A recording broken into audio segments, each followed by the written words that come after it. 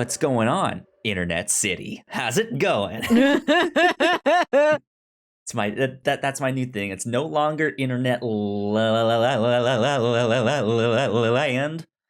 I'm starting it out by saying Internet City from now on. That's the thing that I say at the start. Like, what's up, Internet City?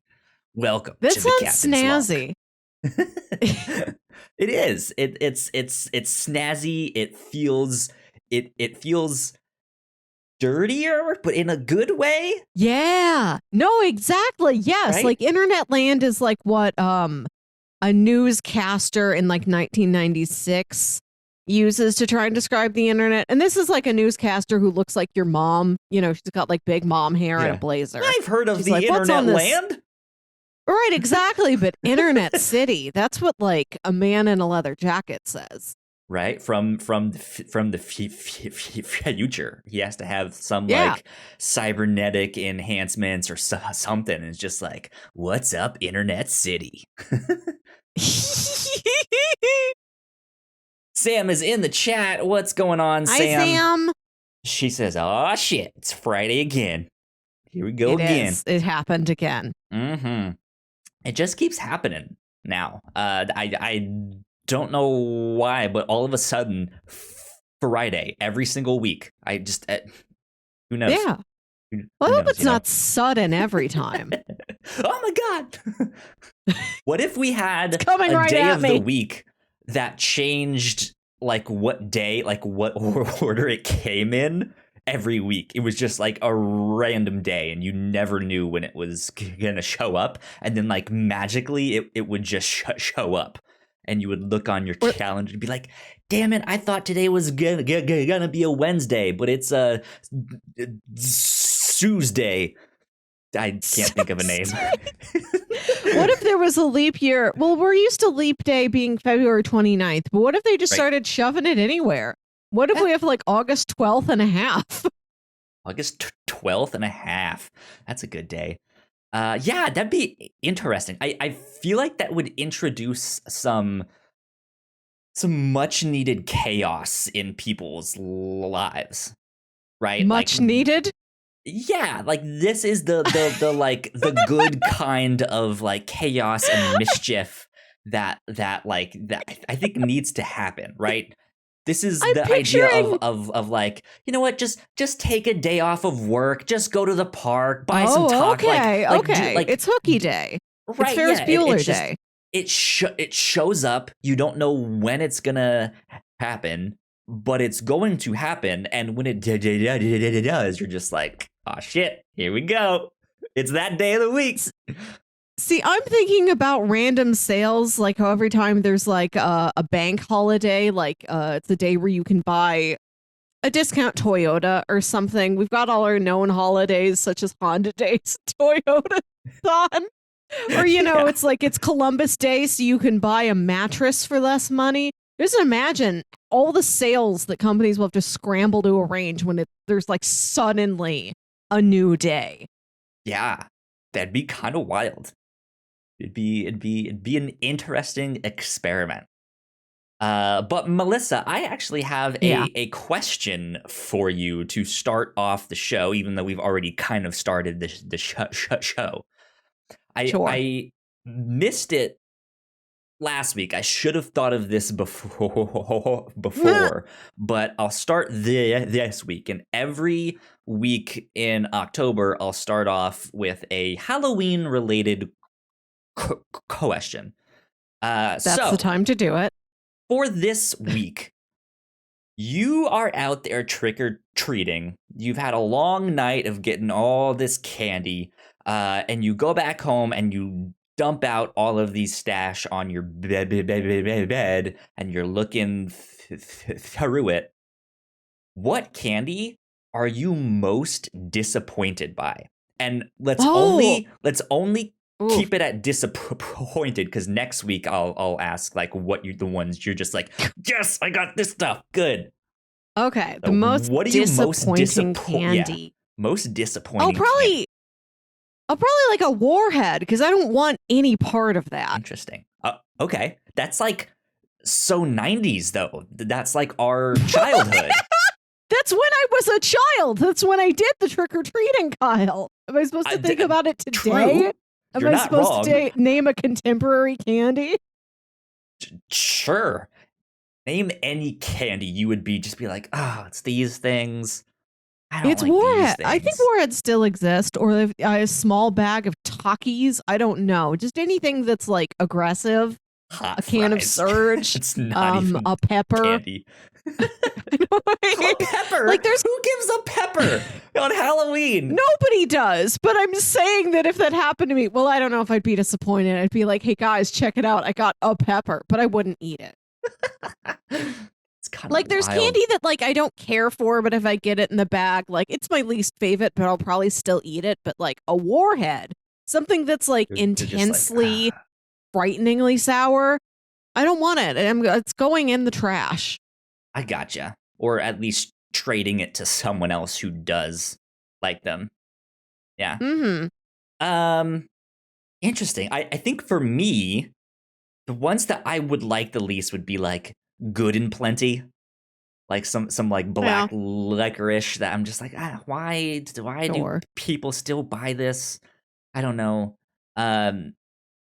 What else would like I'm not a big fan of like coconut stuff, so if I got like an almond joy, it's just like okay, yeah. I guess these still exist and people like them somewhere. But I don't like them. But stuff like that, and of course I'm not I don't mind, but I'm not a big fan of the banana flavored Laffy Taffy. That's my least trade favorite. those to me. Yeah. Do you want a Warhead? Sure, I'll take one just for the sake of it. A Warhead is a good pick, but only because I didn't like Warhead specifically. Growing up, they were a little bit too sour, but I do like sour stuff. It's just like those ones, like you said, were just like so intense that it was just like, this is not fun. Not fun at all. Yeah, there you go. Candy we'd be disappointed by. That's how we're starting this week's show. So hopefully out there you guys don't get the candy if I was gonna say if you're going trick or treating, which I don't know if you guys are or not. Hopefully you guys don't get the stuff that you're disappointed by. So, there you go. Melissa. Yes. Welcome to the Captain's Log, there you number go. 164. Right. I was like, you gotta say it before you ask me any more questions, Kyle. My name is Kyle Springer, and as always, I'm joined by Melissa Wilkinson. Melissa, how's your week been? Perpetually. My week's been fine. Work's been good. I made really good tacos. That's also news, I suppose. That is good. Describe to me these tacos, these heavenly Kyle. tacos. It's one of my HelloFresh meal kits, so this is not, I manifested it with my hands, but the concept is not my idea. The HelloFresh Taste Lab made it up. And it's hoisin sauce and sweet potatoes. It's a vegetable taco. It's sweet potatoes and mushrooms and bell peppers and hoisin sauce and like sesame seeds and little pickled cucumbers and crispy onions. Wild. Not a taco I personally would be a fan of, but that sounds like an eclectic mix of stuff. How, like, on a scale of 1 to 10, how would you rate these? Like, best tacos you've ever had? I definitely want. Well, I can't decide. I don't know every taco I've ever had. Well, I know them, but like I don't. I know them. I ate them. Right. But I can't remember them with clarity. Like I remember tacos I ate once in 8th grade that were like deep fried, but I can't that's the outside. I don't remember the insides anymore. Don't remember the guts of the taco. No. Melissa's lagging behind a little bit. Hopefully, I think we're catching up now. Yeah. So tacos, good week for tacos. It's like end of, I mean, I guess technically now it's fall, but I'm not sure what the weather's like where you are, but it's still pretty warm out here in Richmond, so it's still good for like grilling out or barbecues. It's not yet reached the like cold weather food status yet.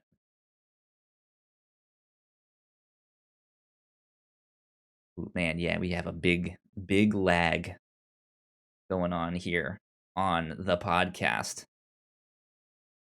That is never a good sign.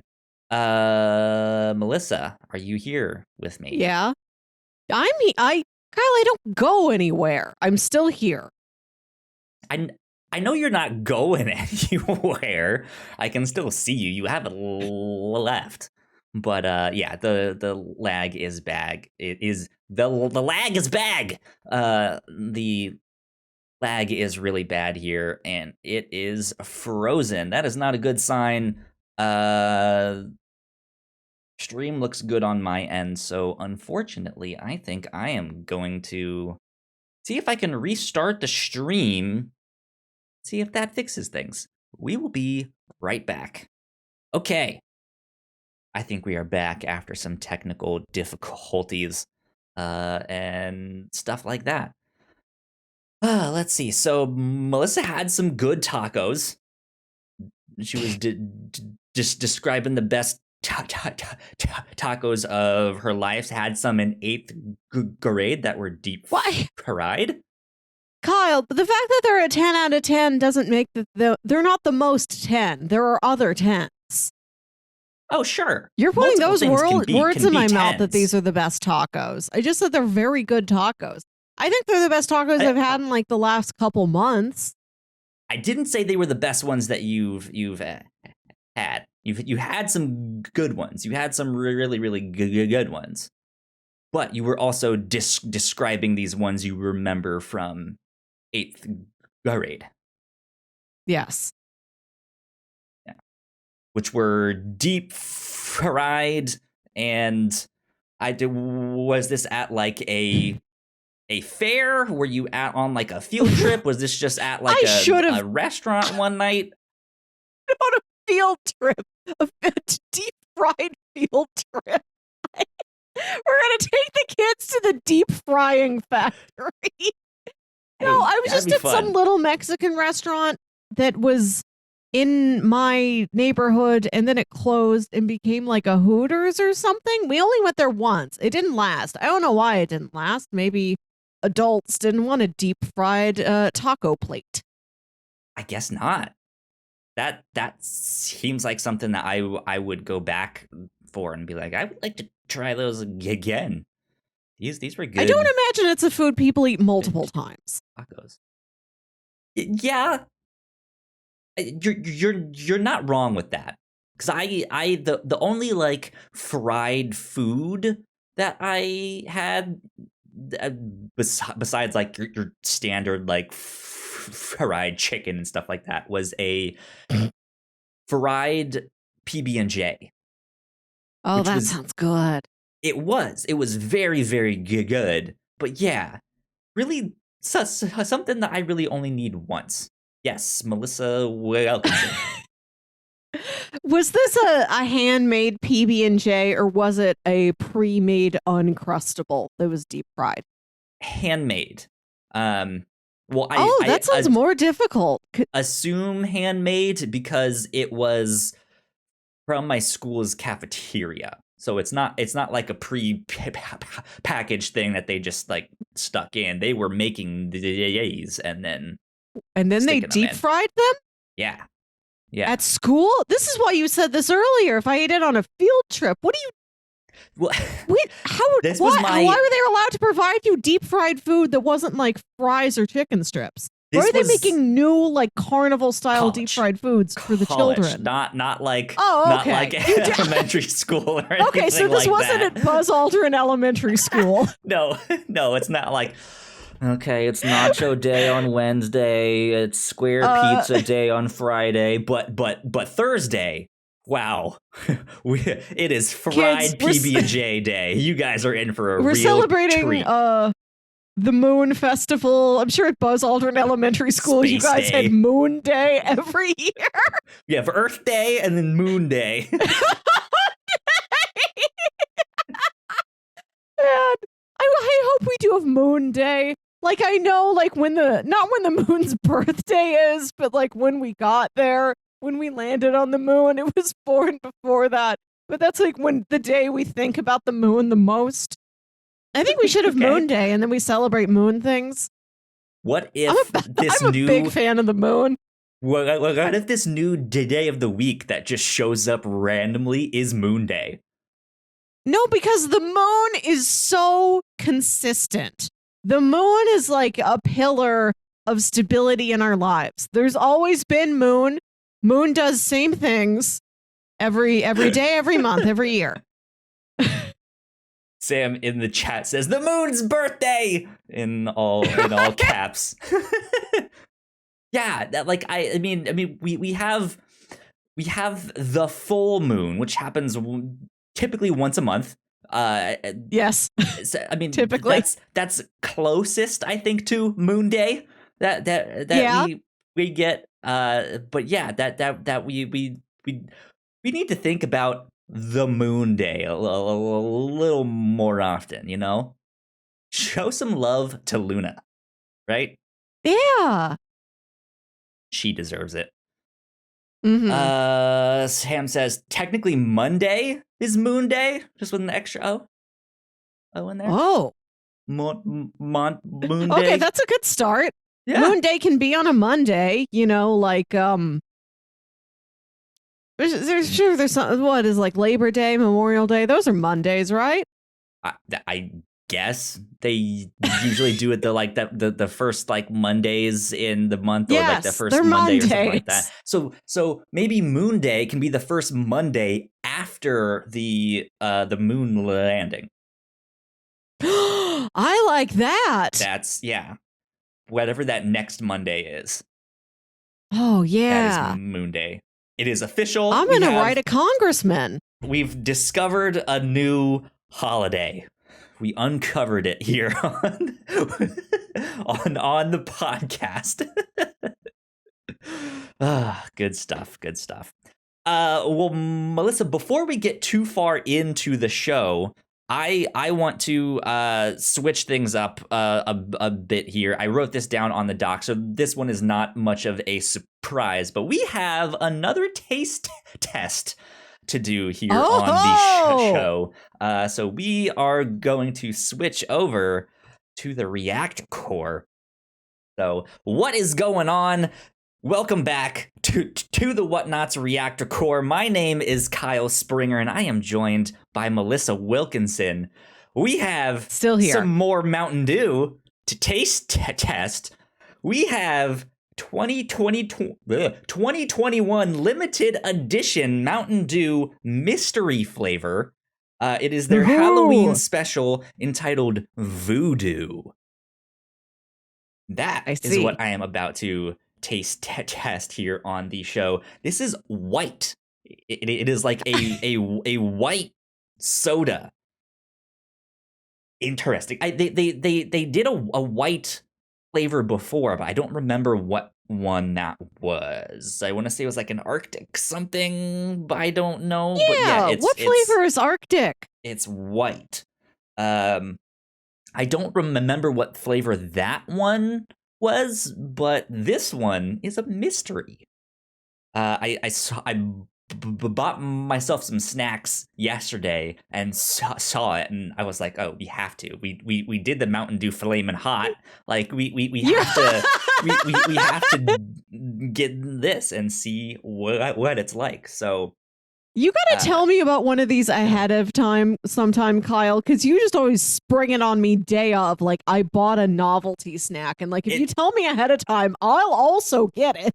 That's the thing. It just I saw it and I got it yesterday, and I was like, I probably should tell her to get one if she can, but I was just like, it's also kind of too soon. Like I just happened upon this, whereas the like Kit Kat thing that we did was a planned thing of like, hey, let's both buy the same thing and, you know, do all of that stuff. So I'm relying on you, Melissa, to ask me questions and stuff like that as I open this up here. So Kyle, what is your guess? What do you what do you estimate, theorize that voodoo may taste like? I'm wondering if it's some kind of like candy thing, if it's like a candy corn flavored thing. Oh. Or it could also be like a pumpkin. That would be interesting, like a pumpkin flavored soda. I don't know why it would be white, but I guess the color could also throw you off. Like the white is like maybe a ghost flavor. It's a blank slate. It's ghost soda. Right. It tastes like a ghost. you know what a ghost tastes and like. You open your mouth and just walk straight at him. What does it smell like? Yeah, so I just smelled it. It smells fruity. It smells like a berry. Okay. Ooh, like a is it blueberry? Yeah, that's what I'm thinking. Like a blueberry. Let's see here. First taste. Here we go. Man, I should have entered in my guess before you smelled it because I had a guess too. Oh, I have no idea what that is. Oh, truly mysterious. Yeah. Do you think it tastes like a ghost? Yes. Okay. Proven. It is a myth busted. Ghosts exist. They made them into a soda here. Yeah, no, this is fruity. It does feel like it has some blueberries in it, but that's not the only flavor. It feels like there's multiple flavors in this. Let's see.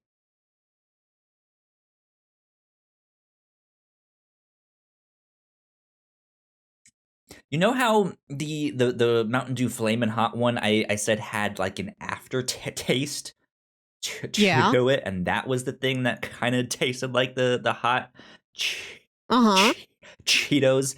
This one also kind of has an aftertaste, and so I feel like it changes flavors from the like initial like hit in your mouth to then like the aftertaste going in. But I can't, like, it's not as fruity, the aftertaste. I don't know. What is that? Okay, we have to look this up. We have to look this up and see if the information is it online. Available? Is like the flavor available if you Google it, or is it like one of those secret contest things where you have to write in and tell Mountain Dew what you think it is? And then somebody wins like a car full of Dew.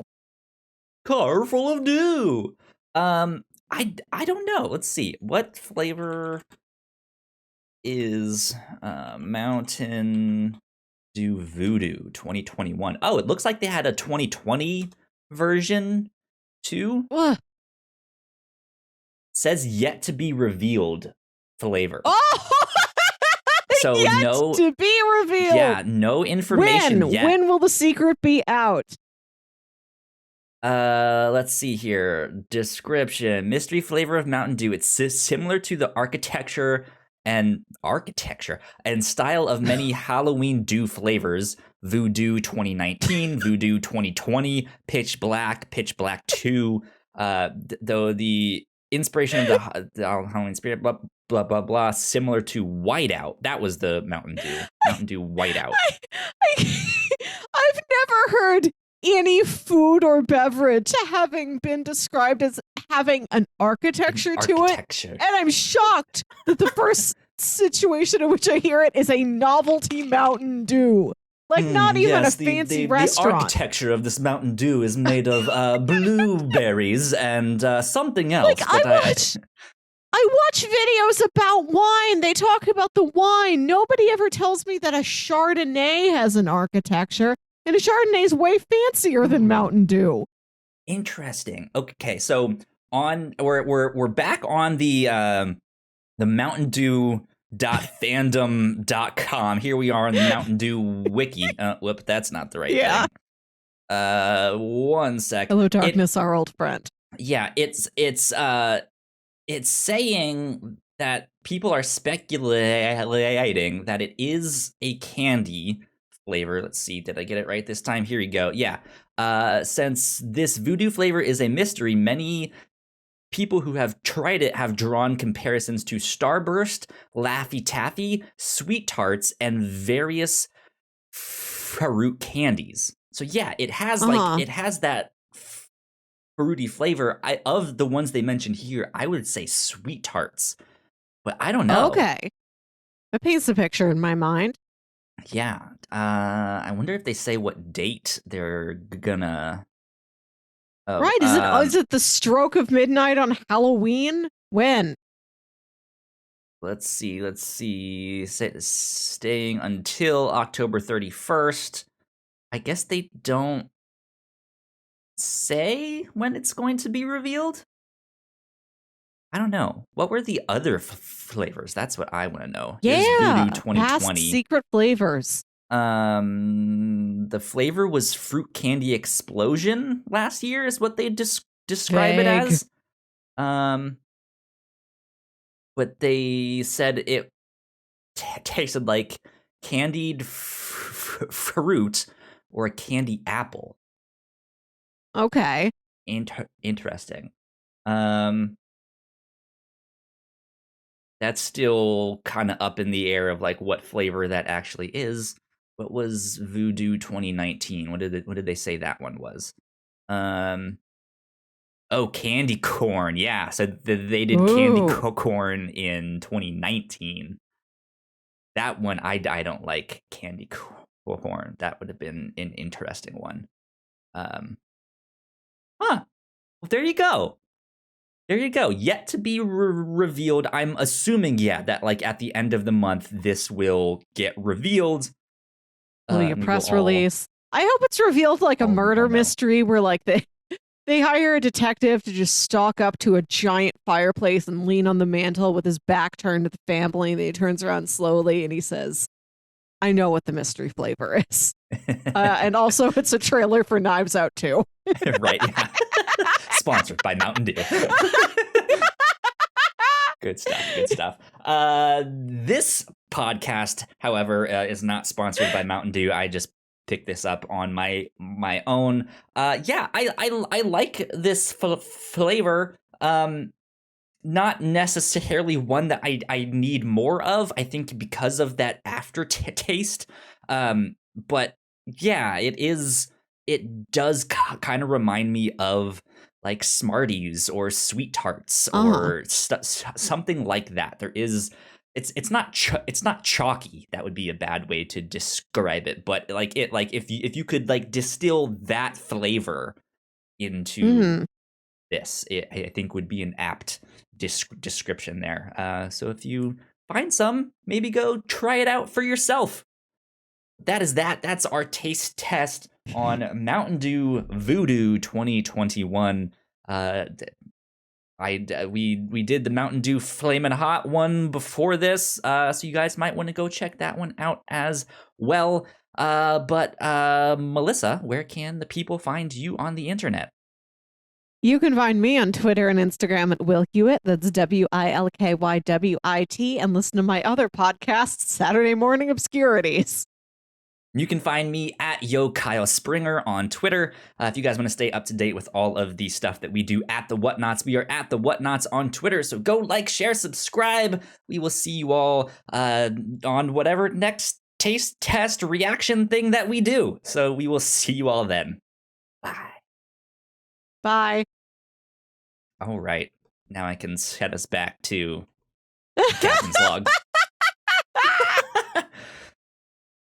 Sam says, might as well just make the Mountain Dew Wiki your homepage at this point. Look, to be honest, one day I hope the Mountain Dew will just like send us stuff. Be like, thank you for being such good fans. We love you, the Whatnauts. And be like, Melissa, here you go. Here's some Mountain Dew. Or even like not even Mountain Dew, but Just like like Mountain just Dew whoever swag. is the webmaster of the Mountain Dew wiki, like whoever that private individual is, they find us and they send us some Mountain Dew.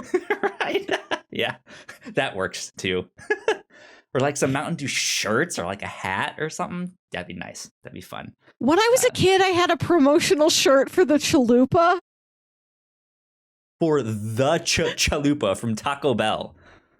Yes. Not like chalupas as a concept.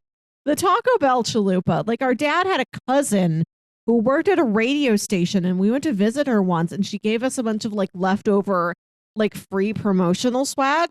Yeah. And so Jams and I both got matching we were children. I think we were like 8 and 6 or something like that, but these or whenever the chalupa came out, I'd have to cross check against that on the Taco Bell fan wiki. But they were huge. I think they were like XLs, 2XLs or something. It was whatever sizes were left. I think this cousin was like, oh, the kids will wear them as pajama shirts or whatever. Yeah. So yeah, we said, and they were bright blue. And I think they just like said chalupa on it. And they had a picture of the chihuahua on the back. Interesting. That's so funny. It just says chalupa. Like no context, just chalupa. No thoughts, just chalupa.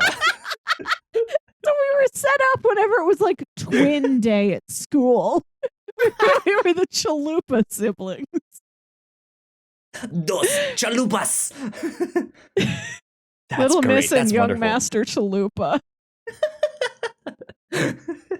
Would that be your Star Wars name? Darth Chalupa. It's Master Chalupa. I'm a fan of the chalupa. I think the t-shirt works. I think it worked on me. Still get a chalupa today. I don't know. So I'm not a big fan of Taco Bell. Every now and then I'm like, all right, I'll get something. I don't think I've had a chalupa.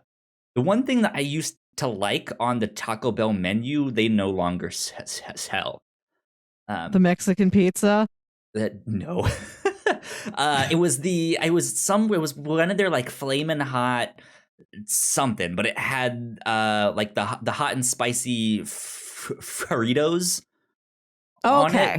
It was like that, and they're like hot rice or something with that, and cheese and steak and all this stuff. It was good. I loved it.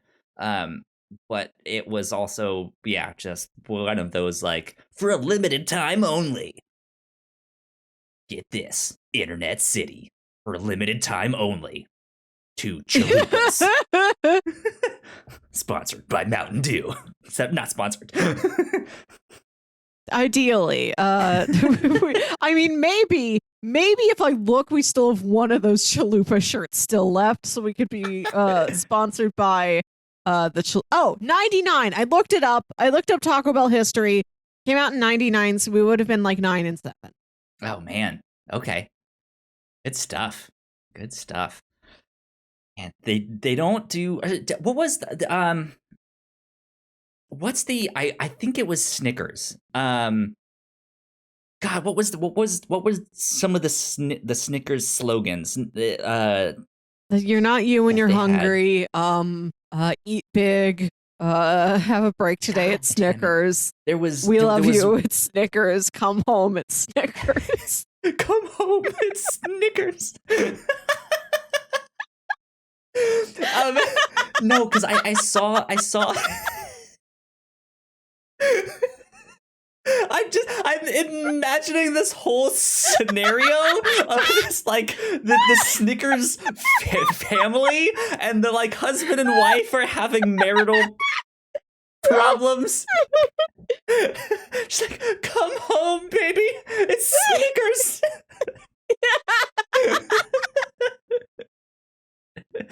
Sam says, "When will my Snickers return from the war?"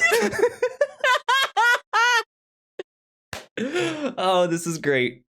I love it.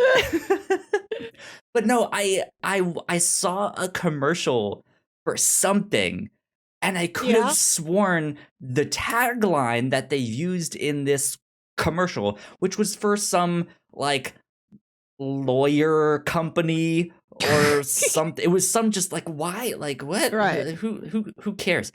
I could have sworn they used a tagline that a Snickers commercial has You're not used you when you're before. hungry.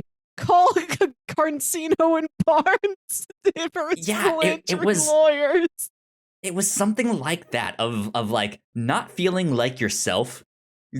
Call us at blah Brown blah and blah blah blah blah. Crouppen.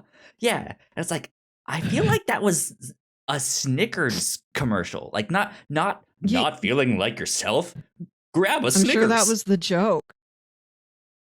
But like the commercial was not funny. It was not meant like this one that I saw was not meant to be funny. They weren't doing any kind of joke. I don't know. It was just this like, how can they? Is that legal? Can they get away with that? I don't know. Okay.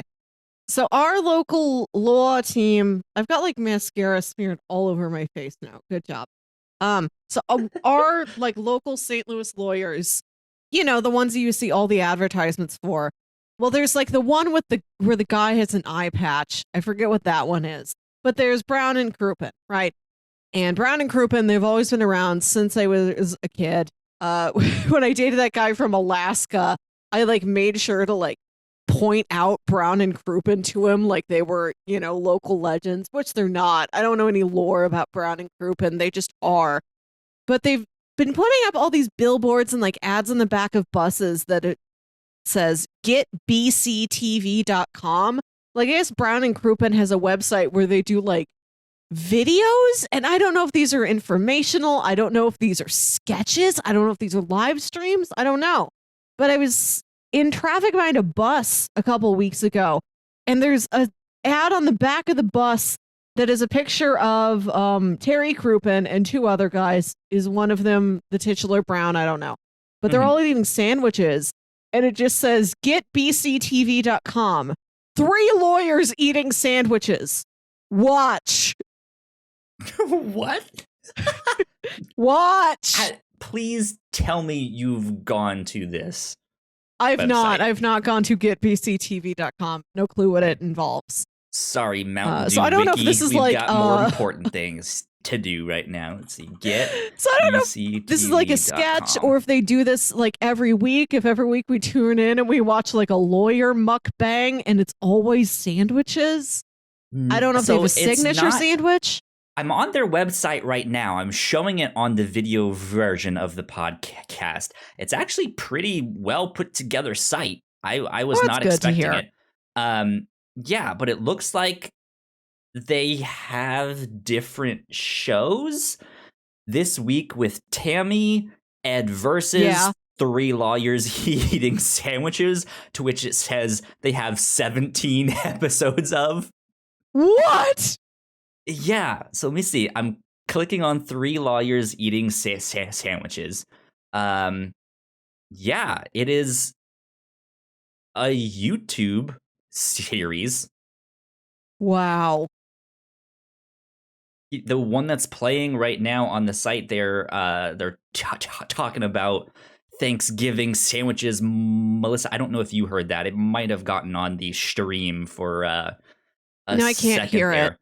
But yeah, they're like, oh my God, they're going to local places. They go to Crown Candy Kitchen. They're eating St. Louis sandwiches. Yeah, they're just like making YouTube content. This is actually kind of cool. Not gonna lie. Not necessarily something I would actually watch, but yeah, for a local business to be doing stuff like that, that's kind of neat. You don't really see that stuff all that much. I clicked on the restaurant I'm most familiar with, which is Crown Candy Kitchen. This video, it came out in July and it already has over 800,000 views. So I guess the ad on the back of the bus is working and people do want to watch 3 lawyers eating sandwiches.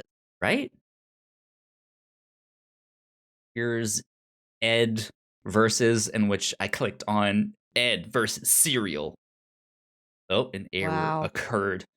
That one must have gotten taken down. Ed versus Home Oh. Alone, episode 3. Is that one up yet? Oh, I guess it's not published yet. Uh-oh, their website's in here. Ed versus Utensils. Let's see if this one up there. There you go. Ed versus Utensils. What's on this one? He is waving around. It looks like an There's a like, YouTube. These look well produced.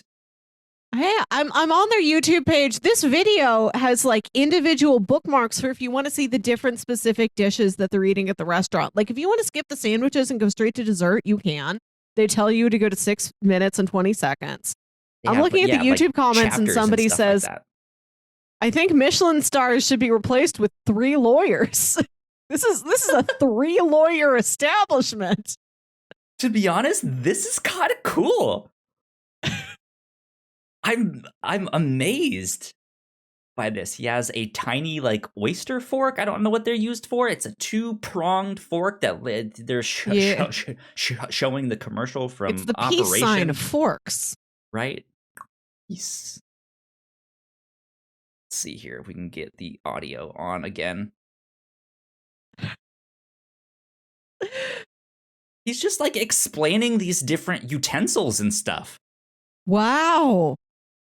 Information. See, I thought I would go here and there would be information about like slipping and falling, traffic accidents, lawyer things, with the fact that he's like, here's separate kinds of forks for you to know, just for your life.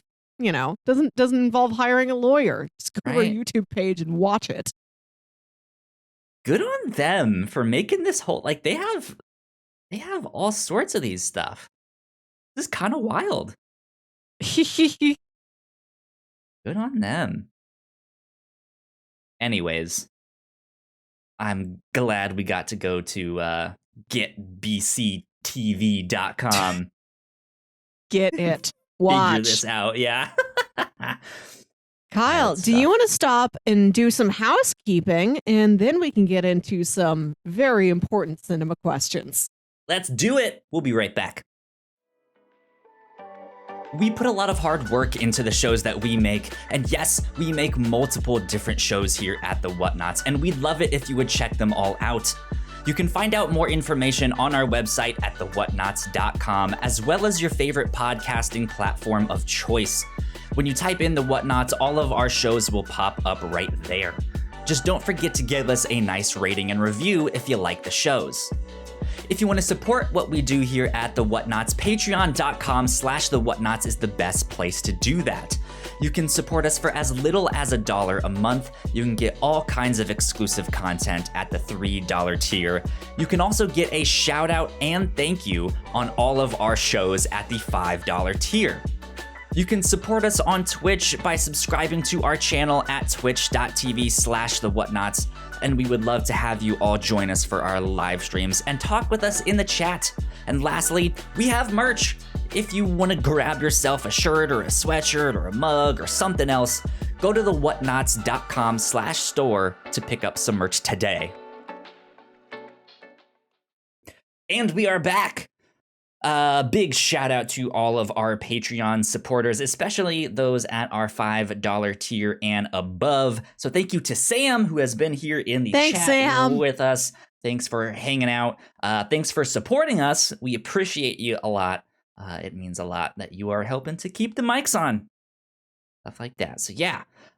Cool things that we are doing here at the Whatnauts. It is October, which means it's horror month on the review show.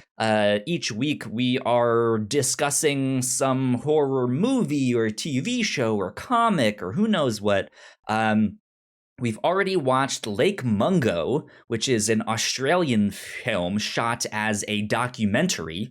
And it is fictional, but it is made to look like it is a real, and that is about a reel of film. It's a real Mungo. It's about the death of this young girl and the supernatural stuff that happens to her family and her house after. And this week we are watching brand new Cherry Flavor on Netflix. And let me tell you, I finished it today. That is a wild ride. It's a lot. It is a lot. It is nonstop. It is aggressive, but in a really, really cool way. Like it mixes like the Pacific Northwest grunge style with Hollywood with early 90s stuff. But it also I think the has, early like, 90s just lends to the Pacific Northwest grunge. I think that's just, it kind of if does. you go anywhere in like the year 1990, that's just there. Yeah, but it has all of that mixed with like this almost grindhouse style to it, but it's just it's a mix of so many different things. And as someone who's not a big fan of horror stuff, I will say right now I liked this a lot. This was good. This was fun. It's got horror elements to it, but I don't think. I guess the show as a whole, you'd call it a magical revenge thriller. Sure. Yeah. Magical horror revenge thriller. That set in sense. 1990s Hollywood. Yeah. So go check all that stuff out. I'm not sure what else we will be covering this month. That's the point. It's a mystery. Yeah, it is a mystery indeed. We also just got done this week reacting to all of Marvel's What If. So you guys can go check all that stuff out. There were 9 of them. So for the past 9 weeks, we have been putting up stuff on the Reactor Core, which is another one of our podcasts. So you guys can go check all that stuff out. And I guess starting to segue into what we're about to talk about next, this weekend we will be recording a spoiler cast for the brand new James Bond film, No Time to Die. So be on the lookout for that as well.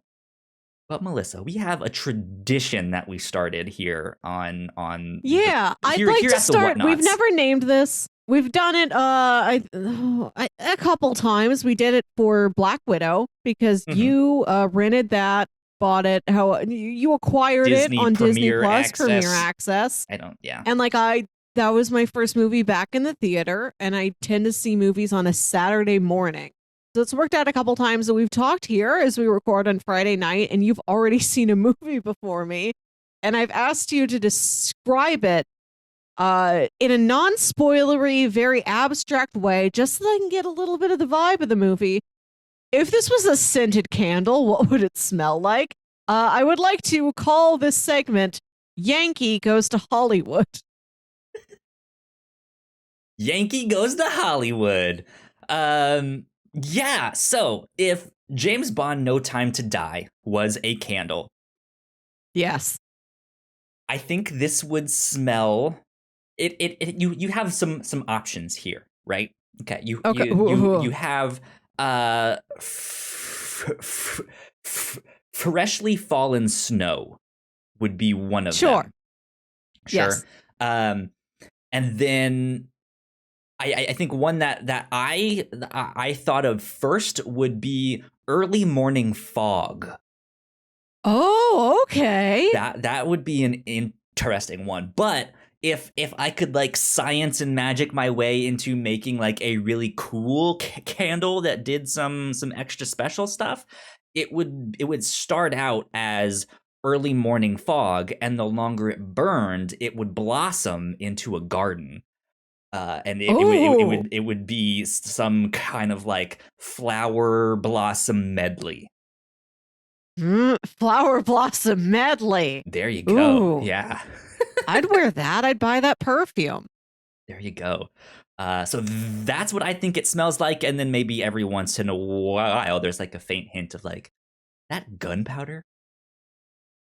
Weird. Right. You could do a candle that just smells like James Bond the Man, and it's the same for every movie, and it just smells like leather and gin and musk.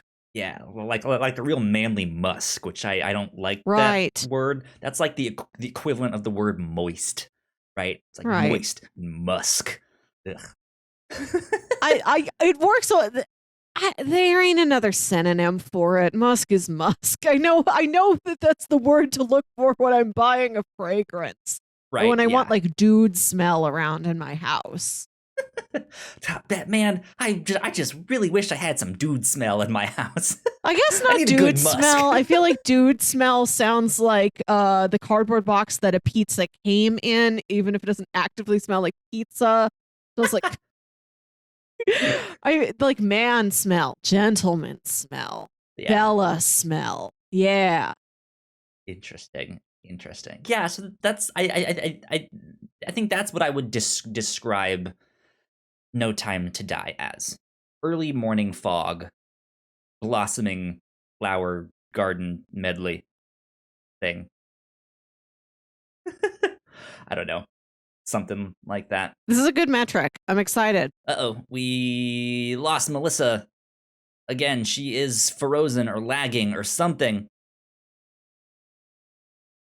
Here we go. I think she's coming back. She's catching up, moving at hyperspeed. Oh. Sam is in the chat saying rip. Yep. R.I.P. R.I.P. indeed. No, I have no time to die. There is no time to die. Yeah, interesting. Okay, so I think it will catch up here, maybe again. Maybe not. I might have to be right back and redo the stream thing again. I don't know why our stuff is acting up again tonight. Sometimes we just can't catch a break. We'll be right back. I think we're back in action. Just like the Looney Tunes. Right? I don't know why. Sometimes the podcast works fine and that there's not a hitch. Sometimes it's like maybe a little robotic here and there, and then there's some nights where it's just like, ugh, this is hitting us real hard. And there's just not much that we can do. It's just like, well, we can try and restart it and see if that works, but I don't know. Yeah, that sometimes you just have to roll with it and deal with it. And stuff like that. But let's see if we can get back into the swing of things, because we got done talking about our James Bond segment. So let's continue talking about some movies and stuff like that. So I finally got to watch the Many Saints of Newark. Kyle, you said you would report back. How many? Quite a lot. I would say 24 and a third. Okay, all right. That's kind of what I was thinking. I'm making it up. I guessed earlier today, knowing zero things about The Sopranos, like how many saints do I think that is? And I'm like, maybe 21? I to be honest, I don't know why they named the movie that. Maybe I missed something in there. I don't know. But yeah, it is about the older generation, kind of. It is very much about the father of one of the characters that you see in the Sopranos, and in the Sopranos show, the character that this movie about is dead by then. So this is kind of a movie about the tragedy of that character's life. And stuff like that. I think if you're going into the movie being like, man, this is gonna be how Tony got his start, Tony Soprano, his origin story. It's not that. His kid, Michael Gandolfini, is playing a young Tony. I thought he did a good job. He's not the main character, though. He's just a side character. So to be honest, I was a little disappointed by that. However, this movie as a whole was a lot more along the lines of what I was hoping The Sopranos to be. It is more of a gangster film and stuff like that, but as a tragedy, as you can just watch this guy's life falling apart. Um, Oof. and stuff like that. And if you've never seen The Sopranos, I think it's totally fine to start with this. Oh, okay. If you want to. I wouldn't necessarily recommend it, but it's not going to be like you're not going to be like, I don't understand what's happening. You'll because it's like it's its own story in that, so you can just watch that. But if you have seen The Sopranos, there are some references and there are some nods to certain things. Like they had one scene in there that in the original show in The Sopranos they do that scene as a flashback, and then in this movie you see that scene happening in real time with these new actors, and it's pretty cool. That's neat to see all of that stuff. Yeah, and then to see all of these actors play like younger versions of the characters that you see in The Sopranos, but it's different actors playing them. They nailed it. They got the mannerisms down. They got the accents down. It was great. I enjoyed it. And I was kind of middling on The Sopranos show. It was a good show. Just not what I expected, not what I wanted from that show, but it was still good. So, thumbs up for the Many Saints of Newark. Thumb up for the Many Saints of Newark. Yeah, but I'm curious to see if they're gonna do anything with this, because it also did kind of not it didn't necessarily introduce a new side to the show, but it did. It also focused on a lot of the like black characters that were around there, which the TV show really doesn't. And so it'd be kind of interesting to see it from that perspective. But I don't know if they're, down the road, they're going to be like, hey, depending on how this does, maybe we'll make a spin-off Sopranos show. Who knows? I don't know. Sure.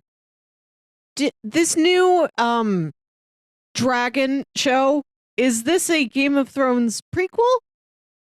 Do you know anything about the dragon show? I don't know its name. I know what you're talking about. I don't know the name off the top of my head. It is a spin-off somehow, some way. I don't know if it's a prequel or not. I'm not a big Game of Thrones fan.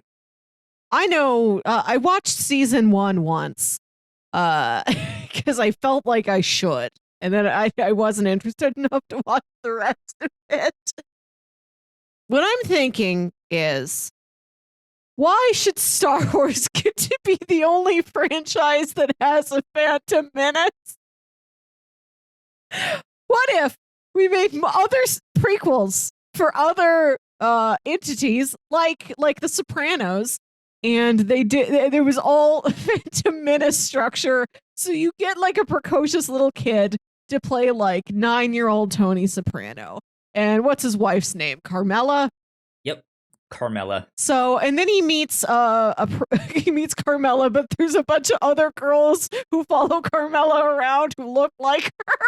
And he's, like, one of them's actually like one of the Carmelas in Waiting is actually like the real Carmela.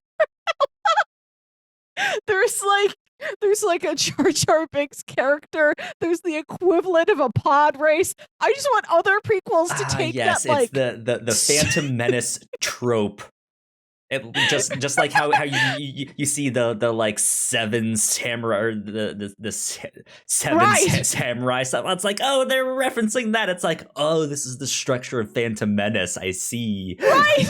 I just want to take that playbook and repeat it for so many other prequels. That'd be funny. That'd be kind of interesting. What else would be a good one for that? I think The Sopranos is a good call. Right? Like, the more down to earth it is, young Sheldon should have been a Phantom Menace. Oh man. Right, so the Dragon Show is also a Phantom Menace. Oh my god. Right. So we meet a precocious 9-year-old Seinfeld, and I don't know any other characters in that show. But so Elaine, like George. Well, I know Kramer. the main four, the squadron, but I don't know any That's- supporting characters. So a Kramer with like a rat tail shows up and he finds like 9-year-old Sherry. And then there's also like several Elaines. This has to be in all of them. The main female character, there's a couple of her. Just a couple of her. They're all in hiding. You never know which one's which. They're all wearing matching clothes. The good old Padme trope. Several teenage Elaines. That's perfect. You've won an Emmy. That's it. That's funny. I don't know. Yeah, you have to do like something that's like overly serious, like The Sopranos, or something that, like you said, is down to earth, but it's just kind of ridiculous, like Seinfeld, right? Where it's like the whole idea is the show is about nothing. Like it's so down to earth and mundane that it's a show about nothing. Every show has to find whatever the equivalent of a pod race is in like their characters' lives. So like for Seinfeld, it's a stand-up comedy show. He has to do stand-up better than like his rival Sebulba. I could see like a young George at like the go-kart races or something, and he's doing some like competitive like go-kart race, and his father and my mother are like the obnoxious like sport parents and stuff like that, and be like, now that's go-karting. Right. And like, I don't know what Tony Soprano does. Maybe he plays poker or something, but he plays poker with the intensity of the pod race. You also have got like a two-headed guy commentating on that. I wanted to have like the John Williams score. At the end, somebody gets a medal. Like there's a parade, there's a ceremony. Just the Phantom Menace playbook. Take it, adapt it for your own story. That'd be funny. Maybe this is what was wrong with the Phantom Menace, why people didn't like it. Like it just didn't belong in Star Wars. It belonged in another story, and we just have to find what that is. It was meant for like Indiana Jones or something, and they just used it on Star Wars instead. I don't know. Yeah. So you mentioned end scores, and I also have to mention one more thing about the Many Saints of Newark. Yeah. So like 20 minutes into the movie, they've introduced a bunch of these characters and stuff like that. I'm just like, man, they're nailing it. This is kind of cool. In my mind, I had this thought of like, you know, it would be really cool if the ending, like the end credits song, was the opening credits song of the actual show. Yes. And Melissa, I called it. 20 minutes in, had no idea, and that's what they did. Yeah, it's a good song. Credits song of the Sopranos show, or the end credits of this movie was the opening credits theme song of the Sopranos, and I was just like, how did I know? How? I don't know. Like, I don't know anything about the show, and even I know that song, so you can't let it go to waste. Yeah, it's a good song. But you have another question related to end credits songs here. Yeah, this weekend I watched My Cousin Vinny, which I've never seen before. It's so fun, Kyle. Like, all I knew about it was it had Joe Pesci. Well, you should see it. Because I just did. I was in the same boat you were, not but a week ago. And then I changed my life. I was set on the right path of having seen My Cousin Vinny once. Like, I knew it had Joe Pesci in it, and Marissa Tomei won an Oscar. And she's very good. Joe Pesci's very good. Like, if you told me he also won an Oscar, I wouldn't have been surprised. This is a movie that I remember my parents watching and liking at some point in like the early 2000s. but I always got it mixed up with the movie. I think it was A Fish Called Wanda. There's like My Also very Cousin Vinny good. and A Fish Called Wanda. I haven't seen either of them, but I always mix them up. Like they are the same movie or in the same like cinematic universe in my mind. I know they're they not, ought to but be. They both have, they both feature no a idea main what they're character about. who's a lawyer. They both feature sort of a crime fiasco. Both of them have one of the Maybe I would rare like these. Oscar wins for a comedic performance. We have Marissa Tomei in My Cousin Vinny and Kevin Kline in A Fish Called Wanda. Speaking of which, I went on a whole tear of Oscar-winning performances this week. I watched that. I watched Moonstruck, lead actress Cher taking home the gold man. And then I finally watched Bohemian Rhapsody this week to like psych me up to watch Rami Malek in No Time to Die. He's probably a lot more eccentric. Well, I don't want to say eccentric. That's not the right word. Energetic in Bohemian Rhapsody. Certainly. He did the whole Live Aid show. I don't think Safin does that. I don't imagine that's the climax of the movies that Safin does a Live Aid. Well, spoiler alert. But, but what's one of the things that surprised me about My Cousin Vinny is that this is a movie with an end credits song that recaps the plot of the movie to you.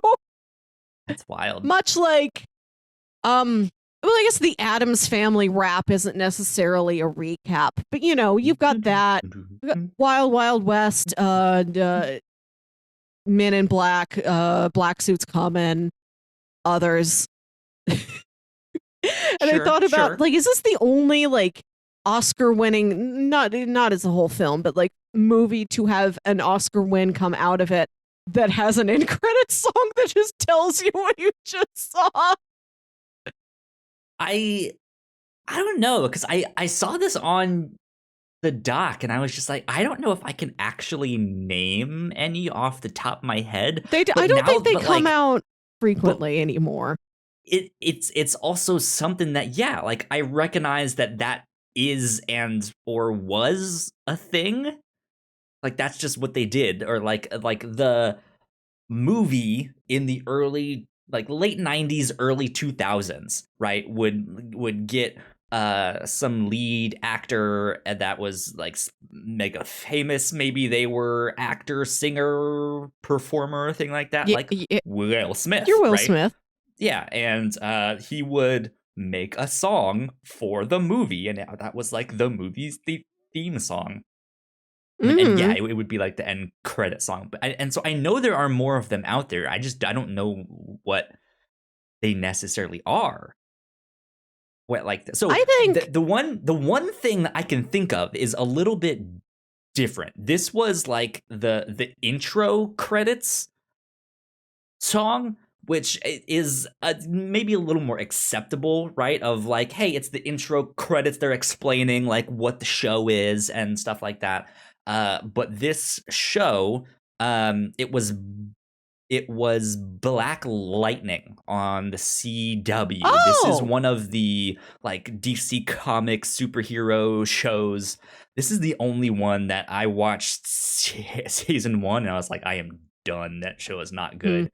But they had an opportunity with that show, or I guess what they were trying to do with that show is like it is a black superhero, like it's gonna be mainly an all black cast with a few exceptions, and just start to get more diversity in the CW DC Comics stuff, which I'm all for. I think it needed more of that at the time. But man, they had this like rap song as their theme song that was very cheesy, not good, and described it. And then you realize that the verses of the song also describes what was happening in the first couple described what was happening in the first couple episodes.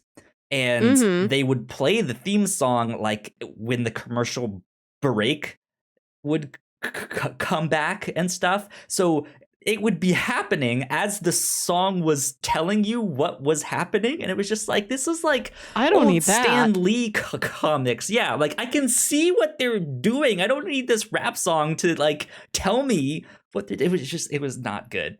So yeah, but that was very different from what you had in mind, I feel like.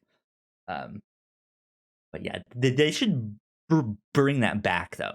I feel like we're due for another like hot theme song, right? Hot end credits and theme like song. movies That's just have let's recap. Movies have like songs that are about them, or they've got like standout songs, but I want one that is just like, we're gonna recap what you just saw. You like know the song what from one needs it? What? I know a lot of people might immediately go, oh no, it doesn't. Guardians of the Galaxy. Oh, that'd be fun, right? And like It Guardians too. Just it kind of has that. Yeah, but it just like the whole thing with Guardians is that the music is so infused with the like vibe of that movie that you don't need to go get like you don't need to make a new soundtrack. But how cool would it be if they just had one song, like just one? Well, there is and Guardians Inferno with the bit by David Hasselhoff. There is Sardu Hasselfrau. Yes.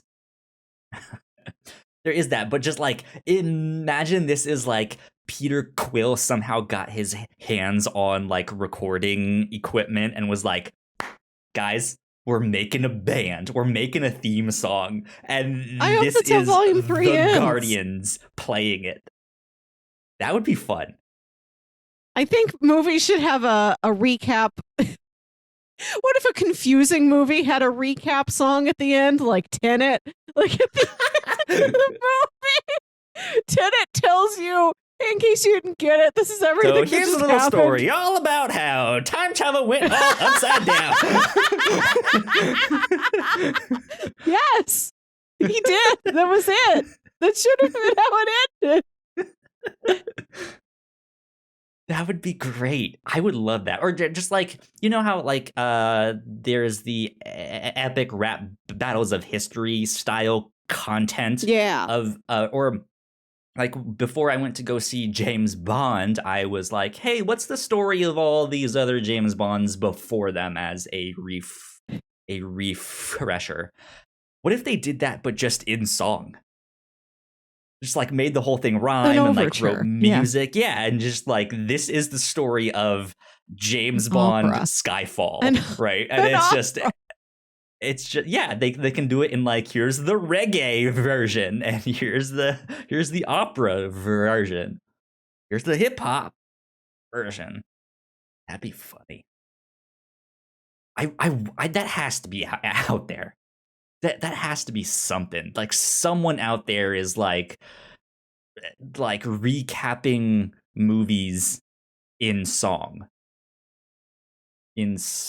form or something. But I want it to be the official end credits song.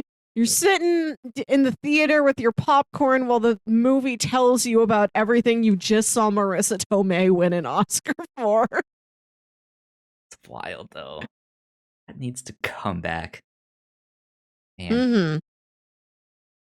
I don't know. Did you see this thing about them rebooting that 70s show and making it now that 90s show? Okay. Yeah, they're I don't remember who they said, but they had a few of the actors returning to this. But it feels also kind of along the lines of that, right? Like when they were doing those theme songs was like early 2000s ish, which was like when that 70s show was a thing. Which is kind of wild to think about. And then now 20 years later, we can be like that 90s show. Weird. Yes. And they aged in real time and everything. Did they not learn from the flop that was that 80s show? There was a that 80s show. There was? Yeah, it came out in the early 2000s. I remember. I think it lasted a handful of episodes. It was not successful, but I did try to watch it. Interesting. I had no idea. I'm only familiar with that 70s show.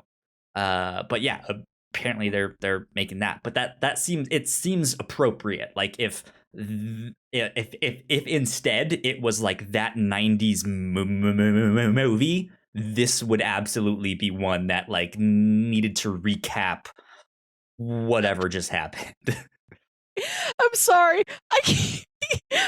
I'm thinking about this Fresh Prince of Bel-Air model as the structure that these in-credit songs should follow. And I'm just thinking about Cut to Black, directed by M. Night Shyamalan. No, this is a story all about how I went to a beach and I got real old. That got old somehow. Went to the beach and got old somehow. This is a story all about how I fought a knight and the night was green.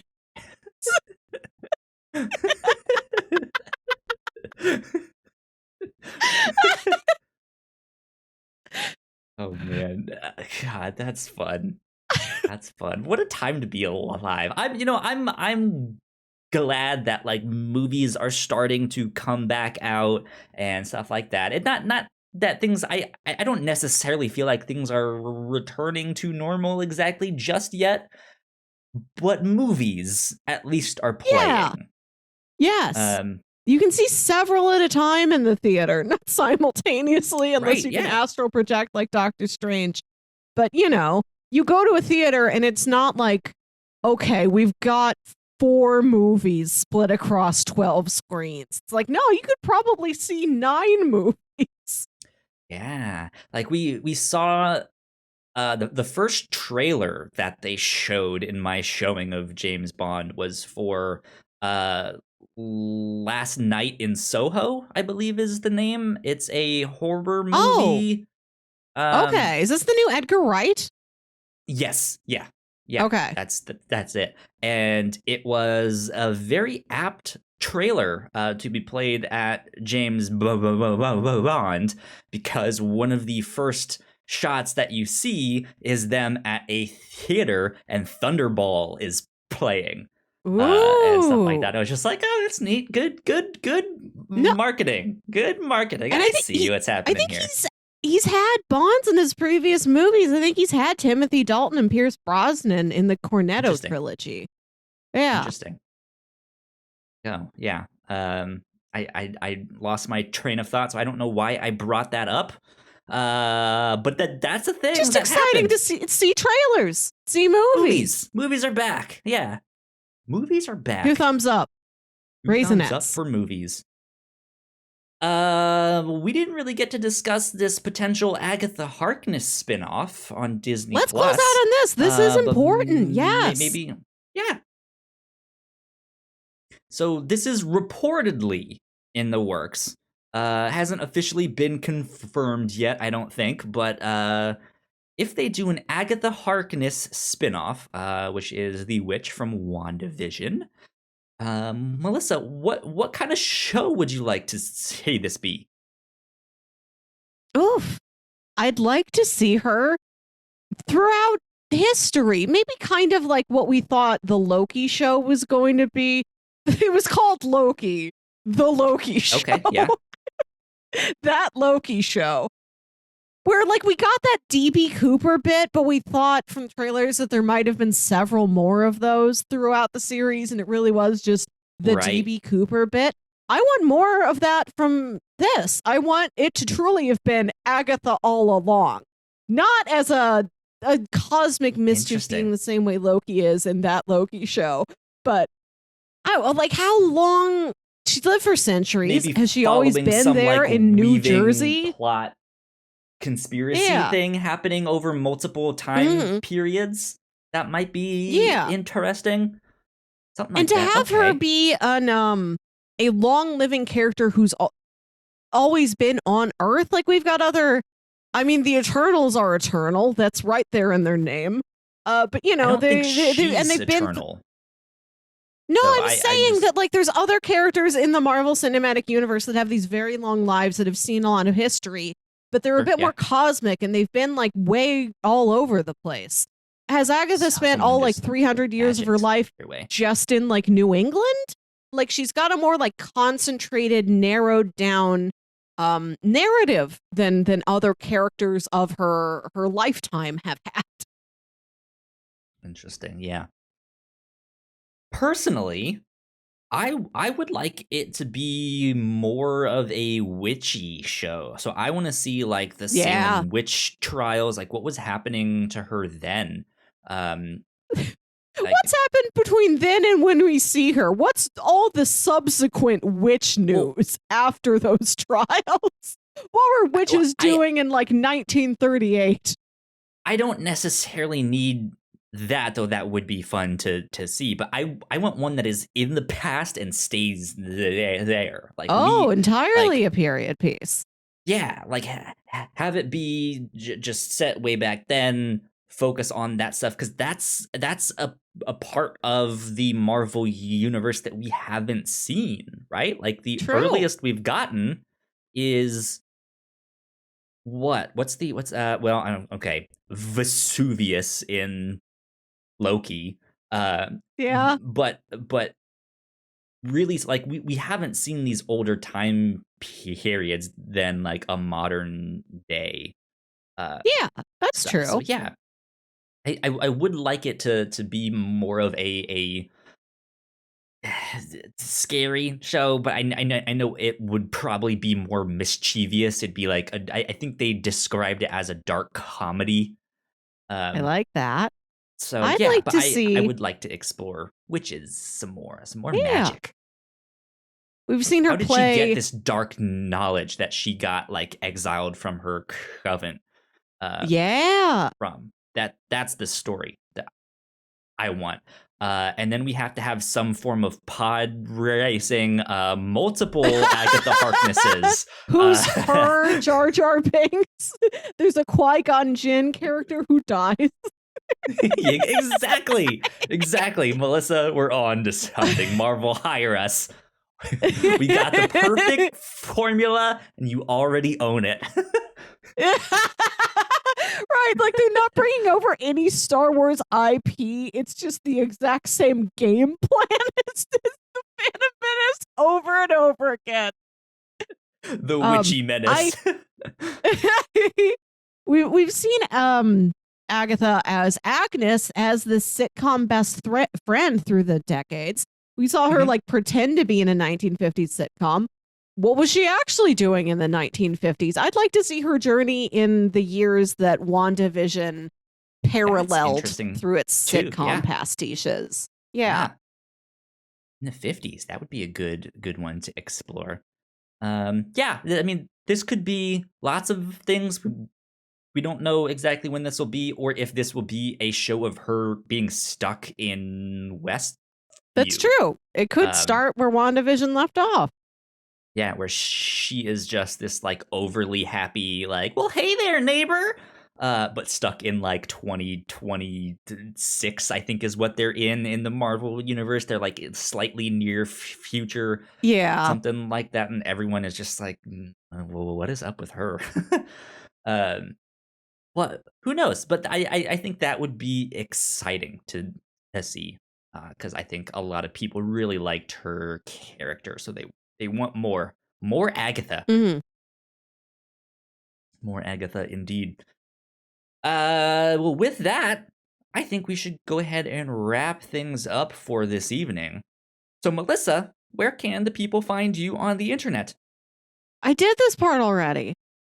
You did for the reaction. It's gonna be in here. You're not gonna cut it out.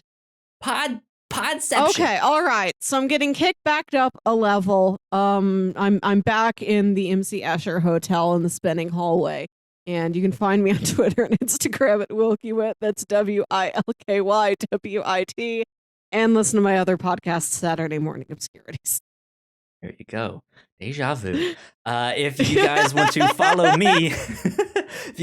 follow me, I'm at Yo Kyle Springer on Twitter. If you guys want to stay up to date with all of the stuff that we do here at the Whatnauts, we are at the Whatnauts on Twitter. So go like, share, subscribe. You guys know the deal with that. No matter where you are in Internet City, you guys can help us out with that.